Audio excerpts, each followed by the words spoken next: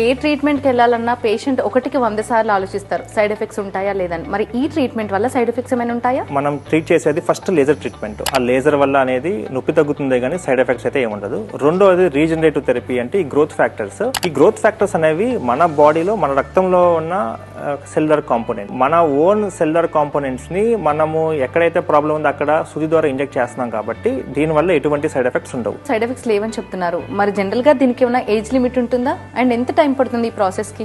General గా ఇప్పుడు మనం మాట్లాడుకునే radio frequency ablation growth factors అనేది వయసు పైబడిన వాళ్ళకే చేస్తాం కాబట్టి that is different issue. But ఇదే గ్రోత్ ఫ్యాక్టర్స్ కనుక చిన్నపిల్లల్లో కూడా స్పోర్ట్స్ ఇంజరీస్ అంటాం అన్నమాట. ఆడుకుంటున్నప్పుడు ఈ నీ జాయింట్స్ కి వాటికి లిగమెంట్స్ దెబ్బలు తగలటం, కాళ్ళు స్పెయిన్ అయినప్పుడు లిగమెంట్స్ కట్ అయిపోవడం లాంటివి అవి హీల్ అవ్వకపోతే కనుక మనము ఈ గ్రోత్ ఫ్యాక్టర్స్ ని చిన్నపిల్లలకు కూడా ఇవ్వచ్చు. అట్లాగే ప్రెగ్నెన్సీలో ఏదో ప్రాబ్లం ఉన్నా ప్రెగ్నెంట్ లో ఇవ్వచ్చు. బాగా ఓల్డ్ అయిపోయిన 90 years వాళ్ళకి కూడా ఇవ్వచ్చు. సో దీనికి ఏమి ఏజ్ లిమిట్ అట్లాంటిది అయితే ఏమీ లేదు.